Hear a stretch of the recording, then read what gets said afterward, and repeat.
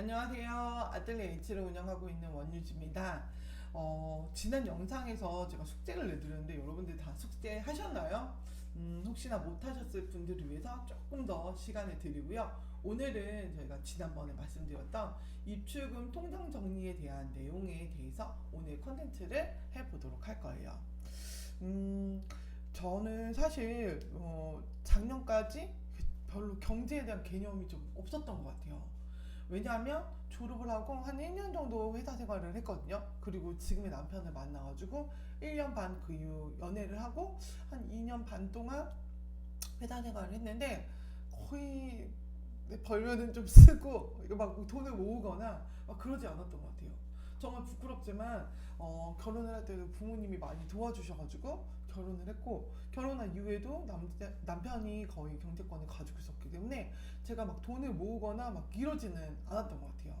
그리고 막 돈을 막 불리는 거에서도 그렇게 막 관심이 없고 막 그렇게 욕심도 많지 않고 막 이랬거든요. 그러다가 이제 공방을 하면서 서서히 이제 경제에 대해서 눈을 떴는데 사실은 뭐 그 피가 어디 가겠어요?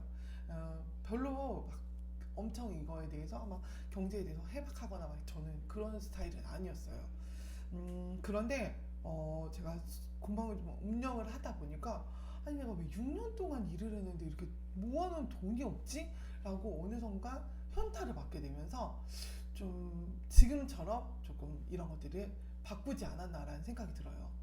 자, 저는 처음에 쉐어로 공방을 했었거든요. 그때는 월세가 한 50 정도 나갔고요. 그 다음에 그 이외에는 별로 나가는 돈이 없었어요. 그러다 보니까 제가 한 첫 달에 한 300에서 400 정도를 돈을 벌었는데 이 돈을 벌어도 거의 이 돈에 이 거의 다 제 순수익이 되더라고요. 그래서 와 이렇게 벌다가는 내가 진짜 건물 사는 거 아니야? 라는 말도 안 되는 그런 생각을 했었던 것 같아요. 그러다가 이제는 좀 이렇게 내 공방을 가져도 되겠다라고 해서 선릉에다가 공방을 오픈을 하게 되고 그리고 공방을 오픈하면서 정말 첫 번째 위기를 맞게 됩니다. 음, 아까 말씀드린 대로 고정 지출은 올라가는데 수입은 오히려 더 떨어졌었거든요. 이러다 보니까 정말 난 열심히 일을 하는데 왜 이렇게 돈이 없지? 항상 왜 나는 0이지? 난 일해가 노예가 된 것 같고 일을 해도 계속 잔고는 0이고 계속 이게 악순환처럼 좀 돌아갔던 것 같아요. 수입이 들어오면은 쓰기 급하고 막 이런 식으로. 혹시 저처럼 이런 분들이 있지 않을까라는 걱정된 마음에서 사실 이 컨텐츠를 준비를 했거든요. 자, 여러분은 저처럼 6년을 돌아가지 마시고 이 제가 제시해드리는 이 방법을 잘 이용해 보시면 바로 좀 공방을 성공으로 이끌지 않을까라는 생각이 듭니다. 저는 자 일단 먼저 어, 첫 번째로 오늘은 지출과 수입에 대해서 잘 알아야 된다고 말씀드렸죠. 그 첫 번째 방법으로 내가 지출하고 있는 지출 내역에 대해서 다 정리를 좀 하셨으면 좋겠어요. 자, 어떻게 정리하냐면 그냥 머리로 얼마 이렇게 되겠지 대충 되겠지가 아니라 글로 써서 얼마가 나가는지 한번 여러분들 분석을 해보세요. 저 같은 경우는 지금 공방을 지금 강남과 남양주에 두 개를 운영하고 있는데요. 월세, 뭐 공과금, 그 다음에 관리비, 뭐 기타 등등 다 해서 공방으로 빠지는 돈만 250만 원 정도가 되고요. 그 다음에 저희가 두 군데에 있다 보니까 어시스템이랑 실장님 계셔서 그 비용도 한 300만 원 정도가 들어요. 그러면 공방에 들어가는 뭐 재료비, 도구비 이런 거를 제외하고 고정 비용만 한 550만 원 정도가 빠진다고 생각을 하시면 돼요. 좀 크네요 생각보다. 누구 하나 잘라야 되나 어떻게 해야 되나. 네, 그래서 이렇게 지금 제가 말씀드린 것처럼 딱딱딱 적어서 이 금액을 알고 있어야 돼요. 자, 두 번째는 자, 통장 계좌를 만들어 주세요. 자, 계좌가 요즘 사실 만들기 좀 어렵더라고요.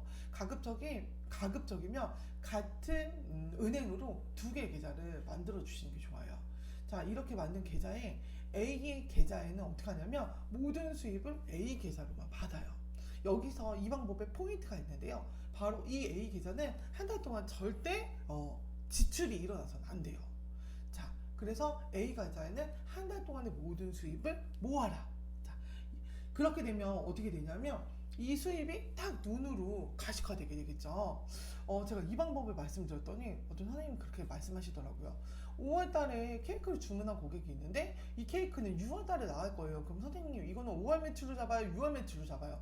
저 같은 경우는 6월 매출로 잡아요. 저는 카카오뱅크를 이용하고 있거든요. 카카오뱅크 같은 경우는 세이버박스 기능이 있어요. 그래서 예를 들어 하나의 계좌에 500만 원이 들어있는데 요거를 450, 그다음 50 이렇게 세이프 박스 안에 50만 원 찢어가지고 이렇게 넣을 수 있는 기능이 있어요. 그래서 수입을 받고 수업료를 받고 나서 이 금액 중에 일부, 즉 6월 7월 달 수업료다. 그러면 이거를 이렇게 빼서 따로 분리를 해놓습니다. 자, 이렇게 하게 되면 딱 내가 눈으로 얼마를 이번 달에 벌었구나. 그리고 다음 달 매출이 벌써 이미 이거를 깔고 가는구나 라고 생각을 하다 보니까 조금 안정적으로 되고, 그 다음에 내가 이만큼 수입을 했구나라는 거에 좀 뿌듯함도 느끼고요. 그 다음에 또 이렇게 또 안 됐을 경우는 내 다음 달에 이걸 또 열심히 해야지 라는 또 그런 마음도 생기더라고요. 그래서 요거를 꼭 해보셔야 되고요. 세 번째는 그 다음에 저는 맞다. 그리고 저 같은 경우는 사실은 이 수입 계좌를 세 가지로 운영을 하고 있어요. 그래서 첫 번째 같은 경우는 수업료, 그래서 수업에 대한 금액 수강료를 여기다 받고요. 두 번째는 판매에 대한 거. 그 다음에 세 번째는 전 비대면 수업을 하는데 이 비대면 수업 이렇게 세 가지로 나눠 놓으면 한 달이 지났을 때 마치 1번, 2번, 3번 이렇게 뭔가 열심히 한 딱 잔액으로 딱 이게 보이더라고요. 제 수강생분들 중에 선생님 어떻게 수업도 하시고 판매도 하고 그 다음에 이렇게 비대면 수업도 이렇게 계속 열심히 할 수 있냐라고 물어보는데 제 힘들지만 열심히 움직이는 원동력은 바로 이 잔액으로 알 수가 있어요. 만약에 이번 달에 비대면 수업에 수강료가 좀 적었다 그러면 다음 달에 어떻게 해서든지 이거를 얼마만큼 끌어올리겠다라는 마음으로 다음 달 또 계획을 세울 때 여기 좀 더 집중을 하고요. 이번 달에 이만큼 수업으로 하겠다. 그럼 이만큼은 유지해야 되겠다라는 그런 또 계획을 또 세우게 돼요. 그래서 이렇게 뭐 수업이나 그 다음에 판매나 이렇게 두 가지 하신다면 이걸 분리해 놓는 것도 하나 가지 방법이 될 수 있어요. 자, 그 다음에 세 번째는 매달 말일에 A라는 곳에서 들어온 것을 수입을 정산을 합니다. 제 수입에 아까 말씀드린 것처럼 한 달 동안 절대 손을 대지 않는다고 말씀을 드렸잖아요. 한 달 동안 수입에 손을 대지 않는다 보니까 딱 여기 들어온 게 그냥 내 수입인 거예요. 그러다 보니까 아까 말씀드린 대로 내가 이만큼 버느라고 힘들었겠네. 그리고 나는 지금 이만큼 이거밖에 못 벌었어. 내가 이번 달에 그렇게 열심히 일했는데 하면서 좀 약간 당근도 주게 되고 또 채찍도 주게 되고 이렇게 되더라고요.